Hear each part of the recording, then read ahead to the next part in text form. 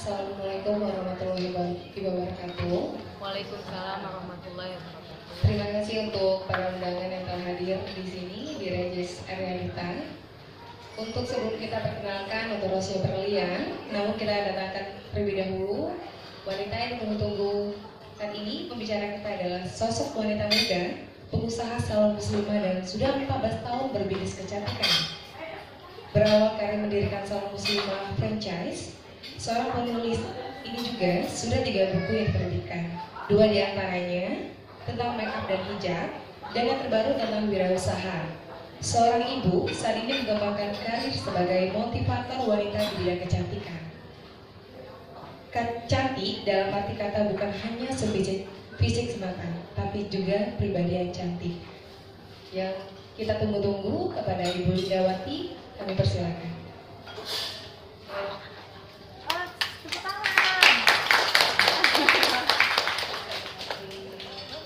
Assalamualaikum warahmatullahi wabarakatuh. Wah, kurang kenceng. Assalamualaikum warahmatullahi wabarakatuh. Waalaikumsalam. Terima kasih, senang sekali saya ada di sini bersama ibu-ibu cantik semua yang hadir. Ibu-ibu yang di belakang boleh maju ke depan. Di sini tempatnya juga masih kosong. Oke, hari ini semua diundang untuk hadir di acara Berlian ya. Tapi saya berdiri di sini untuk ibu-ibu mewakili ibu-ibu semua untuk satu kata cantik. Ibu-ibu semuanya pada pengen cantik nggak? Cantik ya. Tapi cantik menurut saya bukan hanya secara fisik semata, tapi cantik secara pribadi. Dan tokoh-tokoh di belakang saya ini adalah tokoh-tokoh yang sangat menginspirasi saya di dunia kecantikan. Siapa yang tidak kenal Dian Pelangi? Dian Pelangi adalah sosok desainer muda saat ini yang hasil karyanya nggak cuma diakui di Indonesia, tapi di dunia internasional. Tapi siapa yang tahu kalau Dian Pelangi yang dulu adalah sosok wanita yang tidak percaya diri. Dulu dia selalu merasa dia tidak cantik, pipinya yang cabi, kulitnya yang hitam, sama sekali gak membuat dia percaya diri. Bahkan ketika dia disandingkan oleh desainer-desainer senior di kelasnya, dia selalu merasa hasil karya saya itu gak pantas disandingin sama desainer-desainer senior.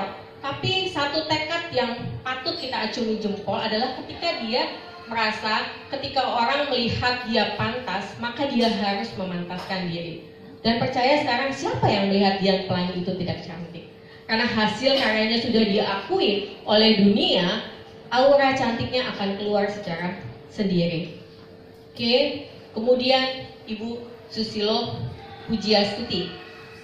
Ibu Susi, ya, Ibu Susi ini adalah tokoh yang sangat heroik menurut saya, karena dia mampu mengambil intisari bahwa pendidikan bukanlah satu-satunya membuat wanita bisa berhasil. Karena terbukti Ibu Susi hanya mengantongi ijazah SMP. Ya, tapi kegigihan, ketangguhannya mampu membuat wanita terlihat cantik. Bagaimana dia ketika kegagalannya dalam berumah tangga, Ibu Susi ini yang kita tahu sendiri, dia menikah hampir 3 kali. Kegagalan dalam rumah tangga juga tidak membuat nyalinya menyusut. Dia justru menghasilkan karya dalam perikanan. Sampai sekarang kita lihat bagaimana dia mampu menjadi sosok menteri yang sangat hebat, dan saya melihat dia sangat cantik. Justru ketika dia mengetahui kegagalan dan bangkit dari kegagalannya. Ini juga Mbak Asma Nadia. Penulis ini menurut saya inspirasi para penulis-penulis yang ada di Indonesia.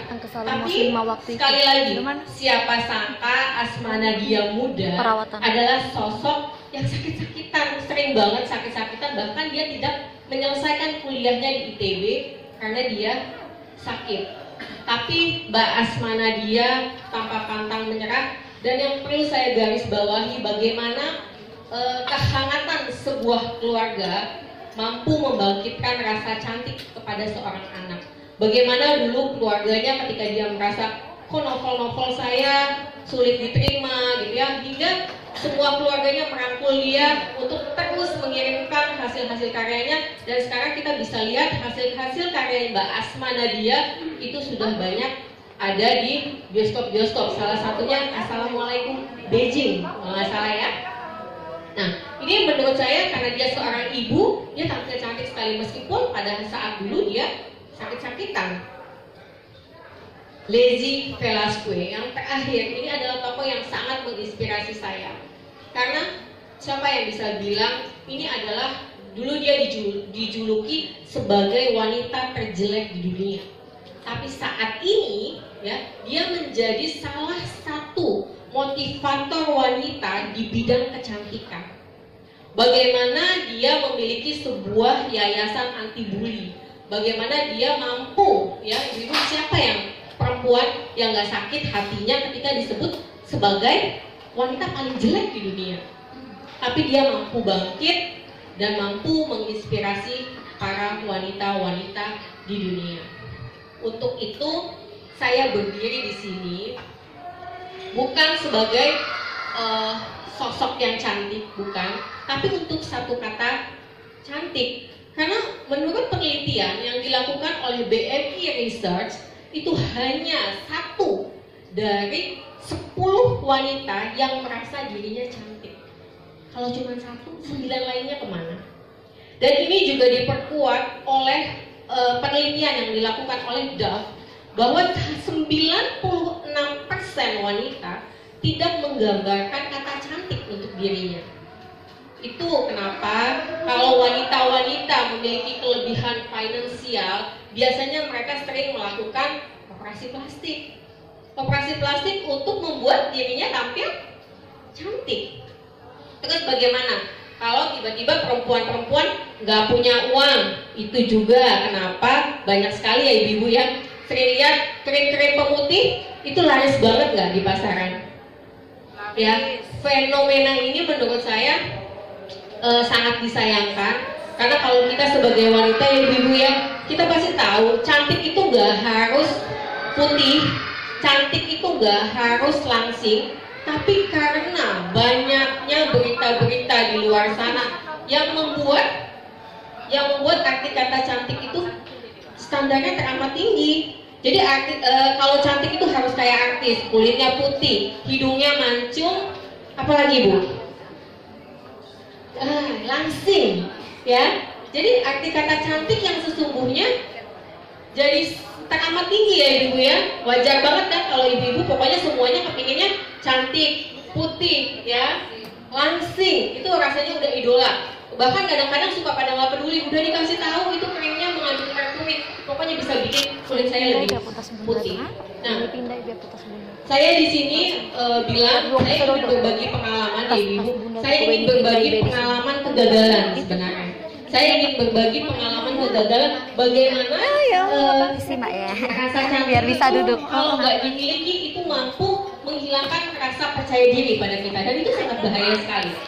Ya, dalam kalau boleh saya cerita, ibu-ibu mau dengar nggak ceritanya? Boleh ya. Saya cerita dalam kehidupan berumah tangga.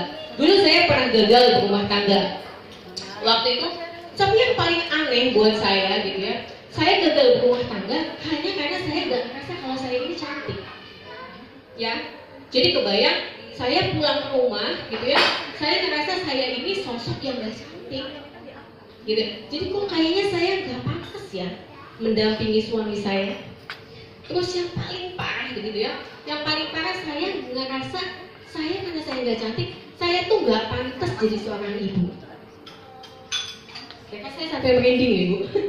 Ya, jadi sesuatu yang hanya karena saya gak merasa cantik itu membuat rumah tangga juga bisa bubar, gitu ya. Terus saya juga dulu punya pengalaman 14 tahun, mungkin 11 tahun yang lalu saya membangun salon muslimah, gitu ya. Itu juga salah satu salon kecantikan franchise terbesar di Indonesia saat ini.